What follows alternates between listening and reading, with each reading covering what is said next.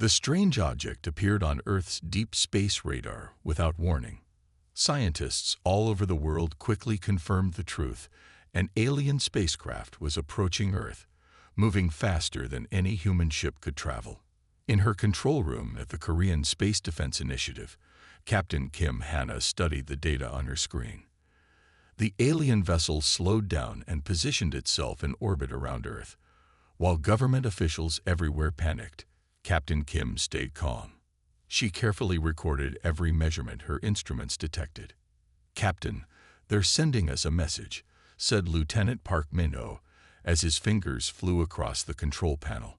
The aliens had sent their message to every major nation simultaneously. They introduced themselves as the Stellar Confederation, a group of 17 different alien species who ruled this part of the galaxy.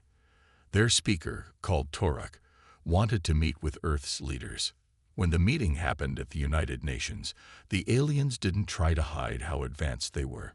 Torak stood tall with gray skin and 6 fingers on each hand. He mentioned casually that they had already scanned and analyzed all of Earth's weapons.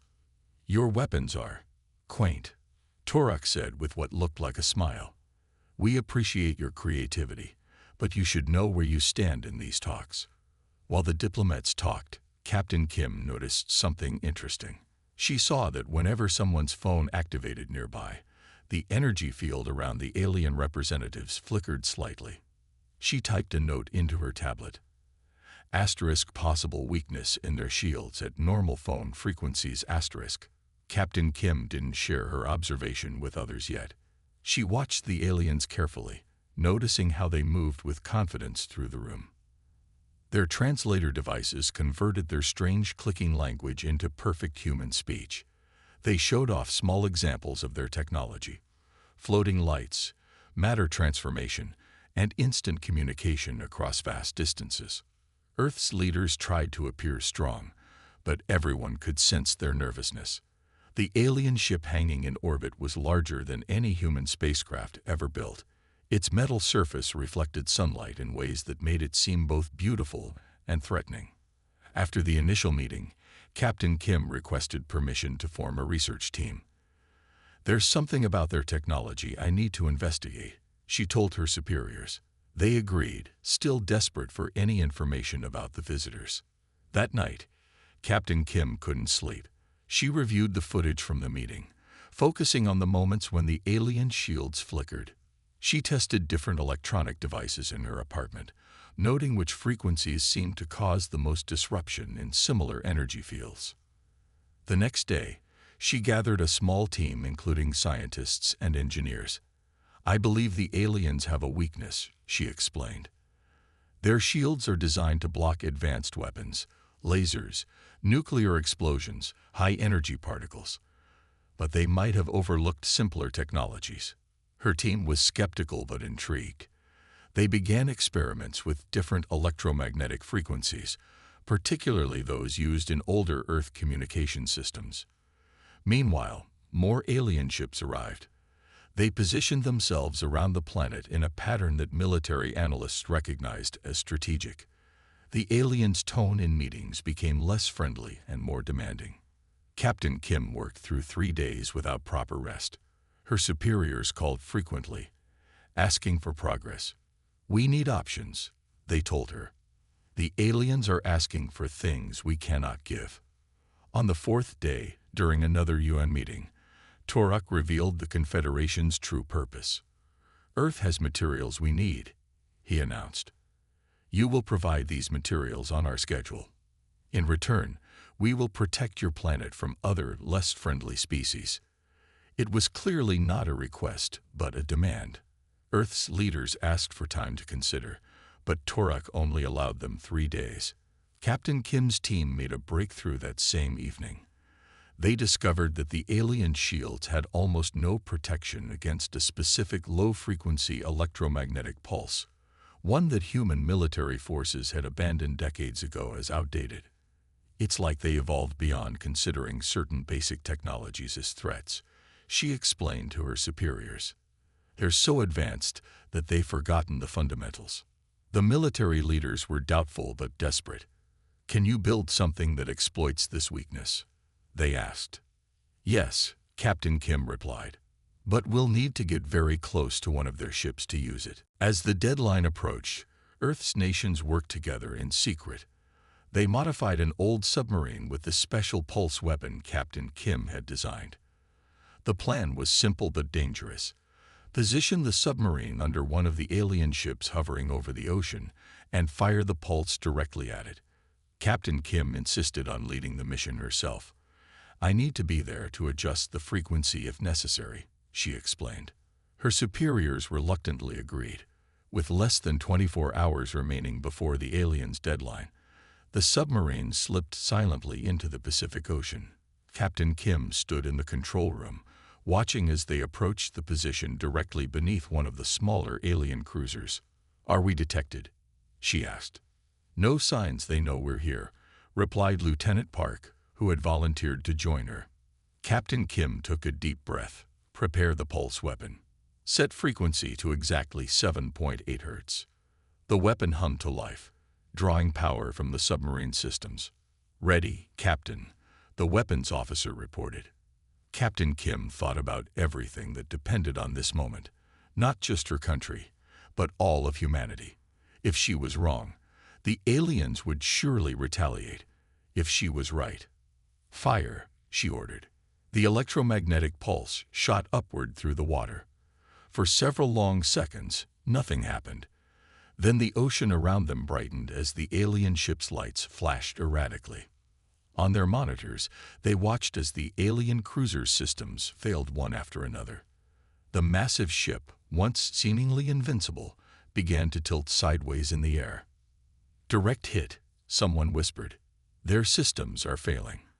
The alien vessel, unable to maintain its position, slowly descended toward the ocean's surface.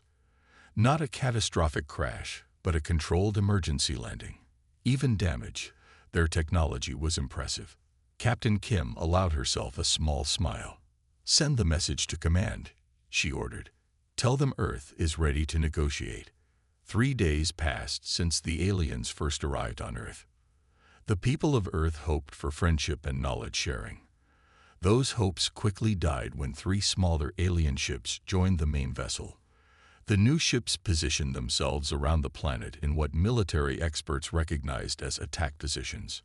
Captain Kim Hana watched from the military command center as live video showed Torak entering the emergency United Nations meeting. The alien ambassador moved with the same confidence as before, but now there was something more threatening in his posture. We have been studying your planet, Torak announced to the gathered world leaders. His voice echoed through the chamber. Earth has resources that our stellar confederation needs. The room grew silent. Even through the video feed, Captain Kim could feel the tension. You will provide quarterly shipments of rare minerals and biological specimens, Torak continued. In exchange, we will share some of our simpler technologies. We will also protect Earth from other space travelers who might treat you more harshly. One of the European leaders stood up. And if we refuse? Torak's 6-fingered hand made a dismissive gesture. Look to your skies. Our ships can target any city on your planet within seconds. We prefer peaceful cooperation, but we will take what we need either way. The video feed cut to chaos as world leaders argued loudly among themselves. Some wanted to fight, others to surrender immediately. Most simply looked terrified. Captain Kim turned off the screen and faced her team in the underground laboratory. The facility, built deep beneath a mountain in Gangwon Province, had been working nonstop since she discovered the potential weakness in alien shielding. We need to work faster, she told them. The aliens aren't here for friendship. Her team of 20 scientists and engineers looked exhausted. They had been testing different electromagnetic pulse configurations for days with limited success. The laboratory tables were covered with dismantled electronic devices and experimental equipment. The problem is getting close enough to one of their ships, said Dr. Jin, the team's senior physicist. Our tests show the pulse disperses too quickly in the atmosphere. Captain Kim nodded. That's why we need to perfect the frequency first. If we can maximize the effect, we might not need to get as close. A young technician raised his hand. "Captain, what if we use the old submarine communication system? It was designed to transmit at extremely low frequencies through seawater." Before she could answer, the laboratory door opened. General Li Chunho entered, followed by 2 military aides. Everyone straightened up at his presence. "Captain Kim," the general said, "I need an update on your progress." Kim gestured for him to follow her to a side room where they could speak privately. On a display screen, she showed him their latest test results. The aliens use a layered defense system that operates primarily in the high-frequency spectrum, she explained. But there's a gap, a narrow band in the low electromagnetic spectrum, where they seem to have minimal protection. General Li frowned. "You're suggesting we can hurt them with outdated technology?" "Not outdated," Kim replied. "Just different. They've evolved beyond considering certain frequencies as threats. It's like they've forgotten the basics while advancing." The general looked at the data, clearly unconvinced. "You realize what's at stake. If we fight and lose, they might wipe out entire cities in retaliation.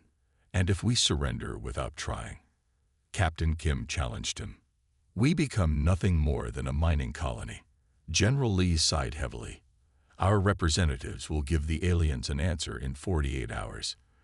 Make your weapon work before then, Captain."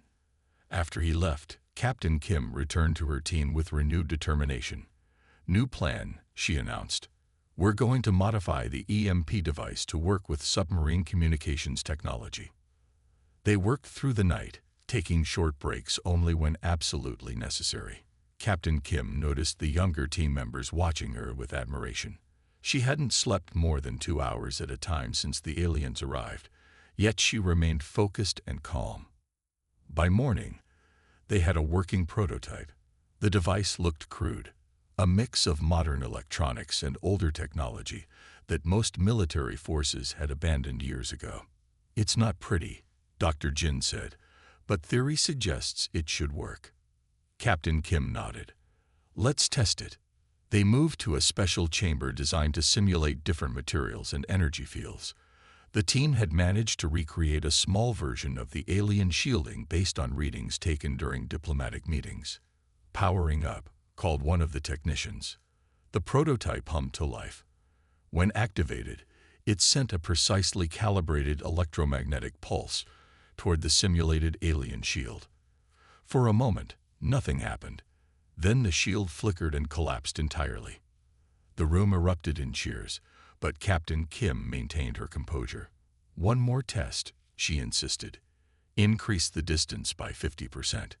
They reset the equipment and moved the prototype farther from the target. The second test was less dramatic but still successful. The alien shield weakened significantly, though it didn't collapse completely.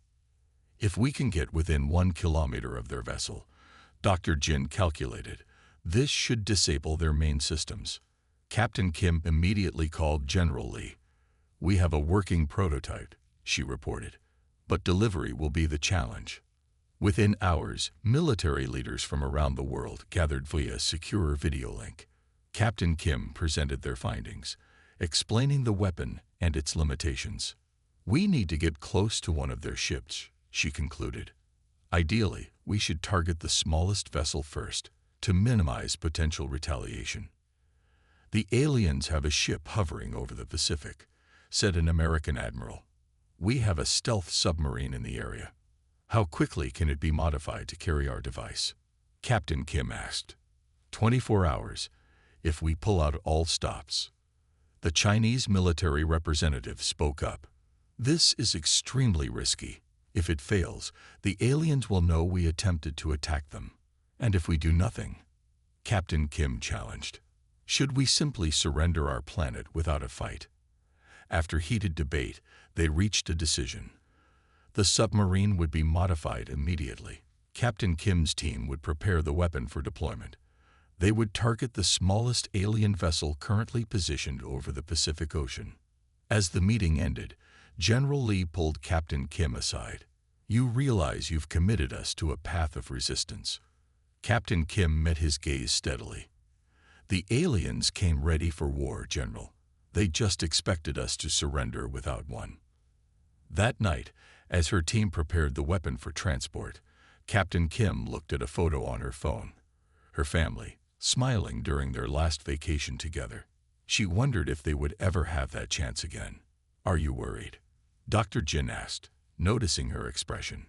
"Yes," she admitted, "but I'm more afraid of not trying." The weapon was loaded onto a military transport as dawn broke. Captain Kim would accompany it to the submarine base.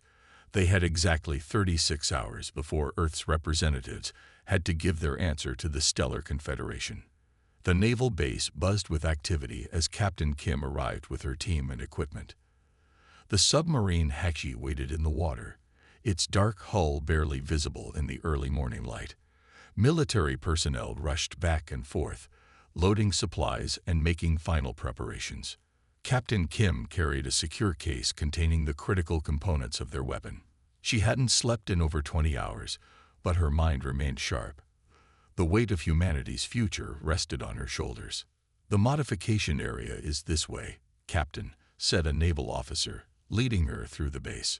Inside the submarine, a section had been cleared for her team's work. The space was cramped, filled with tools and equipment. Senior Engineer Choi Do-yeon was already there, examining the submarine systems. "We have 24 hours to get this working," Captain Kim told her team. No pressure. A few tired laughs broke the tension as they unpacked their equipment. The weapon they brought was still in pieces, needing to be assembled and connected to the submarine's power systems. "The main challenge is the frequency modulator," Choi explained, pointing to diagrams on a tablet. "We need to maintain exactly 7.8 Hz without fluctuation. The submarine's electrical system wasn't designed for this." Captain Kim nodded. "Let's start with power integration. We'll need a stable supply even if the main systems take damage." They worked methodically, connecting their device to the submarine's backup power system. The naval engineers watched with curiosity and some skepticism. To them, the device looked strangely primitive compared to modern military technology. "Why are you using analog components?" one of them asked as Choi installed old-fashioned vacuum tubes. "Digital systems are too vulnerable to feedback from the pulse," Choi explained without looking up from his work. "Sometimes older is better." Hours passed. Captain Kim's team worked without breaks, their movements becoming slower as fatigue set in. Coffee cups piled up around their workspace. Military officers came periodically for updates, each looking more anxious than the last. "Try the tungsten filament again," Kim instructed Choi, who had been awake for nearly 30 hours straight. His eyes were red, and his hands trembled slightly. "This configuration shouldn't work," Choi muttered, but made the adjustments anyway. He carefully installed the special filament into the emission chamber. They powered up the device for testing. A small piece of alien material, recovered from debris that had fallen during the first diplomatic meeting, sat in a sealed container. The team had spent days analyzing its composition and creating replicas for testing. "Ready," Choi announced, stepping back. Captain Kim activated the pulse. The device hummed at a frequency so low it was more felt than heard. For 3 seconds, nothing happened. Then the alien material began to change color. Its surface rippled as if becoming liquid, and then the entire sample collapsed into a dull, inert mass. The team fell silent. "It worked," Choi whispered, sounding surprised despite his expertise. Captain Kim checked the readings. Power consumption was higher than expected. "We'll need to reinforce the connections to the submarine systems." They worked through another 6 hours, refining the weapon. News came that world leaders were preparing their response to the aliens. Most nations favored surrender, seeing no alternative against such superior technology. As evening approached, Admiral Kang arrived to inspect their progress. The elderly naval commander had fought in conflicts around the world, but his face showed he had never faced a threat like this. "Is it ready?" he asked without preamble. Captain Kim gestured to the assembled device, now connected to the submarine systems. "We're running final calibrations. It will be operational within 2 hours." The admiral nodded. You'll have a briefing with Joint Military Command in 30 minutes. They need to understand exactly how this works.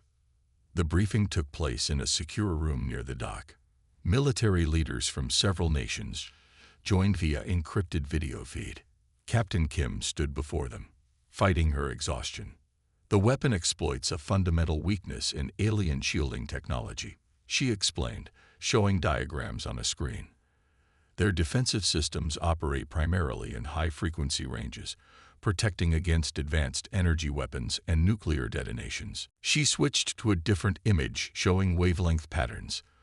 But there's a gap in the low-frequency spectrum. The aliens seem to have overlooked basic electromagnetic pulses, particularly those in the 7 to 8 Hz range. Why would advanced beings have such a basic vulnerability? Asked a skeptical general. The beauty of it, Kim explained, is that this frequency is so basic, so primitive by their standards, that their advanced technology doesn't even register it as a threat. Their shields are tuned to stop much more sophisticated attacks. She continued, it's like how modern computer security focuses on complex threats, but might miss an old-fashioned physical breach. They've evolved beyond considering certain frequencies dangerous. Admiral Kang nodded slowly. And your delivery system? The submarine hatchie has been retrofitted with the prototype. We need to position it directly beneath one of their cruisers, close enough that the pulse reaches them before dispersing, but far enough to avoid immediate detection. How close? A naval commander asked. Ideally within 800 meters, Captain Kim replied. Their scanning technology seems focused outward, not downward. Water also provides some natural concealment from their sensors. The room fell silent as military leaders considered the plan. Finally, an American admiral spoke. This is our only viable option at this point, but we should be clear about the risks. If this fails, the aliens will retaliate immediately. One shot, Admiral Kang said. That's all we'll get before they retaliate. Kim nodded. One shot is all we need. After the briefing, Captain Kim returned to the submarine. Final preparations were underway. Crew members loaded supplies while technicians ran system checks. The weapon had been permanently installed in a special compartment, with control systems routed to the main command center. Choi met her at the entrance to their work area. Final calibration is complete, he reported. The device is operating at optimal parameters. Good work, she told him. Get some rest now. We deploy in 6 hours. Choi shook his head. I'll stay with the device. If anything shifts during deployment, I need to be there to adjust it. Captain Kim understood. None of them could rest knowing what was at stake. She found a quiet corner in the crew quarters and called her family. Her parents answered immediately, their faces anxious on the small screen. Are you safe? Her mother asked. The news says the aliens have made demands. I'm fine, Captain Kim assured them, not mentioning where she was or what she was doing. Just following orders. How are things at home? People are scared, her father said. Some are panic buying food. Others are having parties like it's the end of the world. It's not the end, Captain Kim said firmly. I promise. After the call, she closed her eyes for a moment. Just a brief rest, she told herself. In her mind, she reviewed every detail of their plan, looking for weaknesses or oversights. There were many things that could go wrong, but they had no choice but to try. A knock at the door woke her. A young naval officer stood there. Captain Kim, Admiral Kang requests your presence. We're ready to deploy. She stood, straightening her uniform. The moment had arrived. As she walked through the submarine toward the command center, crew members nodded respectfully. Word had spread that she was the one who had found a way to fight back against the aliens. In the command center, Admiral Kang waited with the submarine's captain and executive officers.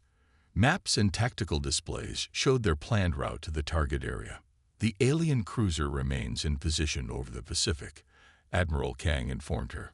Our mission is approved by Joint Command. We deploy immediately. Captain Kim looked at the assembled naval officers. One shot, she reminded them. Let's make it count. The submarine HFY moved through the deep ocean waters. Its engines made almost no sound. The special coating on its hull hid it from radar and sonar. Even Earth's own military systems would have trouble finding it. Inside the submarine, tension filled the air. Every crew member knew their mission might determine humanity's future. Captain Kim Hannah stood in the control room, her eyes fixed on the sonar display. The screen showed their position relative to the alien cruiser floating above the ocean surface. Depth 400 meters, reported the navigation officer. Moving into position. Captain Kim nodded. She had barely slept in 3 days, but adrenaline kept her alert. The blue lights of the control panels reflected in her eyes as she studied the tactical display. How much longer? She asked. 8 minutes to optimal firing position. The navigator answered. The submarine moved slowly to avoid making noise or disturbing the water too much. Any unusual movement might alert the aliens to their presence. Captain Kim used these final minutes to check with each station. Engineering, status. All systems nominal. Power reserves at 98%. Weapons. The EMP device is stable. Power feed is secure. She walked to the communications station, where Lieutenant Yoon monitored alien transmissions. The young officer wore headphones and stared intently at his screen. Any sign they've detected us? Kim asked. Lieutenant Yoon shook his head. They're running standard security patterns. Their communications show no indication they've detected us. They seem completely unaware. Good, Kim said. Let's keep it that way. Senior Engineer Choi approached her, looking exhausted but determined. Captain, I've triple-checked the weapon settings. We're ready whenever you give the word. Thank you, Choi, she said. Get to your station. We're almost in position. The minutes ticked by slowly. No one spoke except to share essential information. Some crew members said silent prayers. Others gripped their stations tightly. Captain Kim remained outwardly calm, though her heart raced. We've reached optimal firing position, the navigator finally announced. Holding steady at 350 meters depth. The alien vessel is directly above us, approximately 700 meters from our position. Captain Kim took a deep breath. This is it. All stations, prepare for possible emergency maneuvers after firing. She walked to the weapons console where Choi waited. Prepare the EMP cannon. Set frequency to 7.8 Hz precisely. Choi's fingers moved across the control panel. The weapon system, hastily connected to the submarine's power grid just hours earlier, hummed to life. Lights dimmed briefly throughout the submarine as power diverted to the weapon. Frequency locked at 7.8 Hz, Choi confirmed. Power levels optimal. Captain Kim turned to face the submarine's captain. With your permission, sir. The older man nodded. This is your mission, Captain Kim. Proceed. She took a moment to look at each person in the control room. These brave men and women had volunteered for what might be a suicide mission. If the weapon failed, the aliens would surely retaliate. This is Captain Kim Hannah of Earth Vessel HFY, she said formally, knowing her words would be recorded for history. For the record, this action is taken in defense of our planet against unprovoked aggression. She paused, then added simply, fire. Choi pressed the activation control. The weapon discharged with none of the dramatics of conventional weapons. No explosion, no visible beam, no thunderous sound. Just a subtle vibration through the submarine's hull as the electromagnetic pulse traveled upward through the water. For 3 long seconds, nothing happened. The control room was completely silent. Captain Kim held her breath, wondering if they had failed. Then the ocean above them brightened suddenly, as if sunrise had occurred underwater. The sonar display showed unusual turbulence at the surface. Their shields are reacting.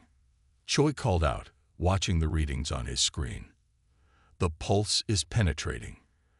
On the main display, they watched as the alien cruiser's energy field became visible, a shimmering dome of light that flickered once, twice, then collapsed completely. Without its protective shield, the vessel's secondary systems began failing in a cascade effect. Emergency lights activated across its hull. Direct hit, Choi whispered in disbelief. Their primary power system is failing. Confirmed, Lieutenant Yoon announced from communications. I'm picking up emergency signals from the alien vessel. They're broadcasting distress calls to the other ships. Captain Kim watched the screens intently. What about the other alien vessels? Are they responding? The two larger cruisers are moving, changing position, reported the tactical officer. They're backing away from Earth's atmosphere. They seem confused. On the surface, nearly a kilometer above them, the once mighty alien cruiser began to list to one side. Its anti-gravity systems failed section by section. Small explosions erupted along its hull as power conduits overloaded. It's going to crash into the ocean, someone said. Captain Kim shook her head. No, look.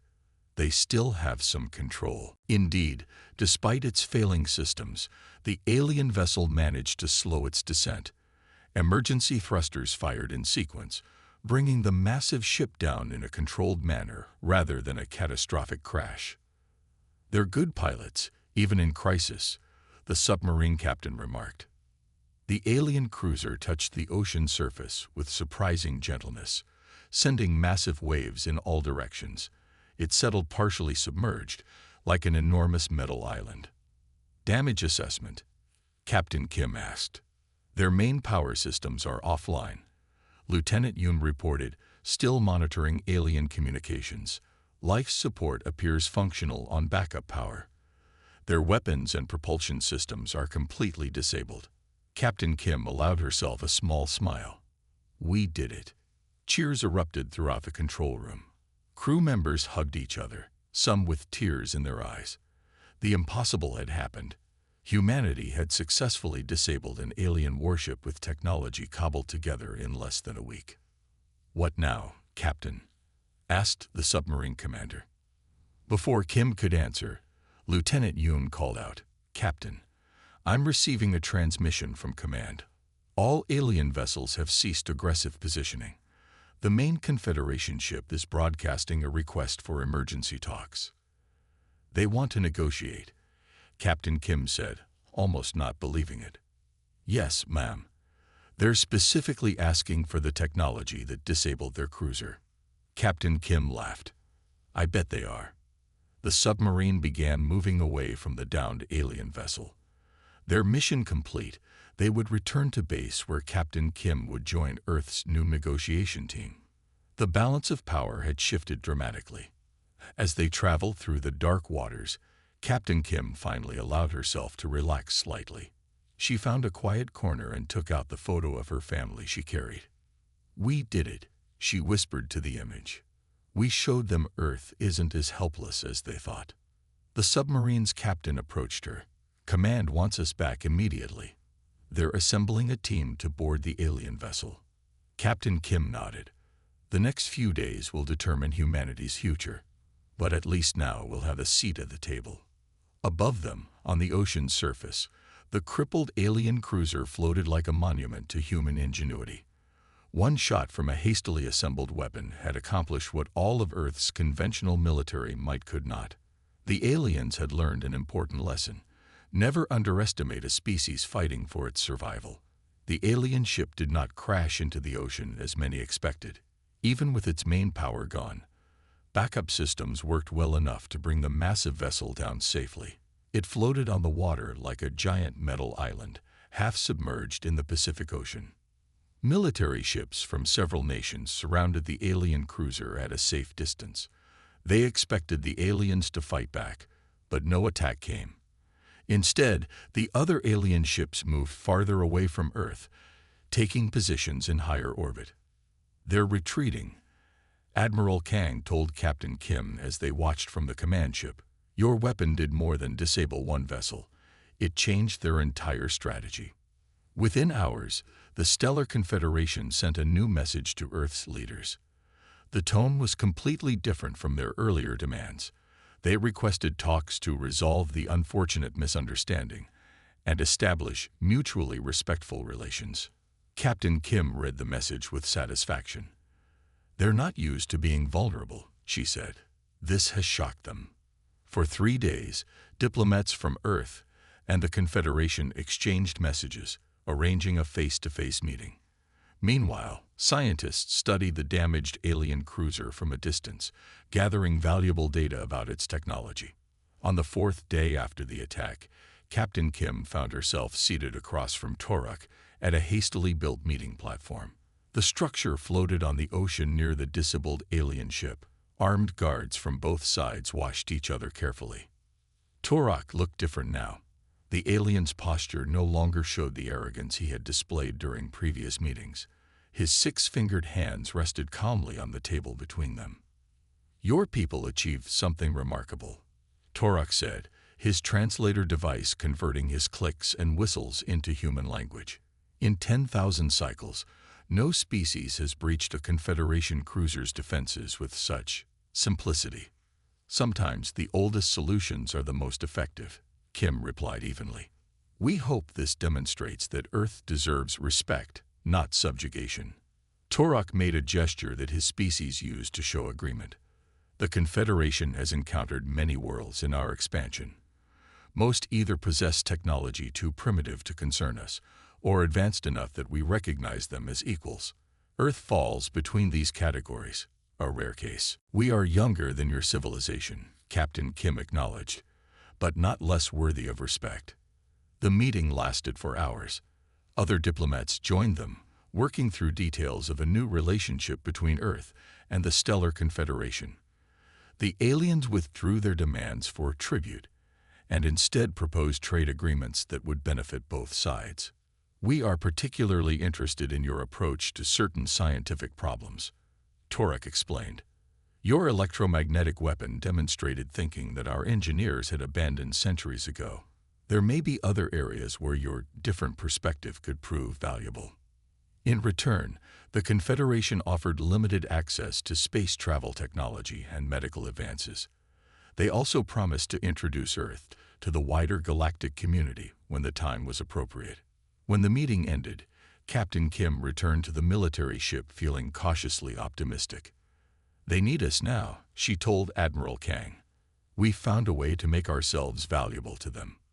Over the next few weeks, teams of human and alien scientists began working together. A special facility was built on a Pacific island to study the damaged cruiser. Captain Kim visited regularly, overseeing the cooperation between the two species. The aliens were particularly interested in Earth's outdated technologies. Things humans considered simple or primitive often fascinated the Confederation engineers. "Your species relies on basic principles we've forgotten," one alien scientist told Captain Kim during her visit. "Our technology became so advanced that we stopped considering simpler solutions. This created blind spots in our thinking." Human engineers, meanwhile, marveled at alien technology that seemed almost magical. The materials used in the cruiser's construction were unlike anything on Earth. Its navigation systems could plot courses through space with perfect accuracy. 6 months after the confrontation, the United Nations created a new position: Ambassador to the Stellar Confederation. Captain Kim was the unanimous choice for the role. Before leaving for her new post, she met with her replacement, Commander Ba. They walked along the beach near the Joint Research Facility, watching the sunset reflect off the partially recovered alien cruiser. "I never expected to become a diplomat," Captain Kim admitted. "I'm a military officer, not a politician." "You're the perfect choice," Commander Ba assured her. "You understand both their technology and their psychology. You know their weaknesses, but don't underestimate their strengths." Captain Kim nodded thoughtfully. "It was never about having the most advanced weapons," she told Commander Ba. "It was about understanding that sometimes the simplest solution is the one your adversary has forgotten to defend against. A lesson the Confederation won't forget again," Commander Ba noted. Kim smiled. "That's the point of this alliance. We remember what they've forgotten, and they teach us what we haven't yet discovered. Together, we're stronger than either would be alone." The next day, Captain Kim boarded a shuttle that would take her to the Confederation's diplomatic vessel in orbit. She carried just a small bag of personal items, including the family photo that had accompanied her on the submarine mission. As the shuttle rose through the atmosphere, she watched Earth grow smaller below her. The blue planet, once so isolated in the vastness of space, was now connected to a community of worlds spanning the galaxy. 1 year after first contact, the first human-crewed ship using Confederation technology made a journey to Mars. The trip took hours instead of months. 2 years later, a joint expedition visited a nearby star system. Captain Kim, now Ambassador Kim, often represented Earth at Confederation gatherings. Other species learned to respect humans not for their advanced technology, but for their resourcefulness and unique perspective. The youngest species often sees solutions the rest of us miss, became a common saying among Confederation members. 5 years after the confrontation in the Pacific Ocean, Earth celebrated the opening of its first spaceport designed for interstellar travel. Ambassador Kim gave a speech at the ceremony, standing beside Torak, who had become the Confederation's permanent representative to Earth. When the Confederation first arrived, they thought Earth's weaponry was weak, she told the crowd. One shot proved them wrong. But what truly changed our relationship wasn't the shot itself. It was the thinking behind it. She gestured to the massive spaceport behind her. This facility represents not just technological advancement, but a meeting of different ways of thinking. Humanity brings fresh perspectives to ancient challenges. The Confederation brings knowledge gathered across thousands of years. Together, we are exploring the stars not as conquerors or subjects, but as partners. As she finished speaking, the first passenger ship rose from the spaceport, carrying human tourists to a Confederation world for the first time. Ambassador Kim watched it disappear into the clouds, thinking about how far humanity had come since that tense moment beneath the Pacific waves.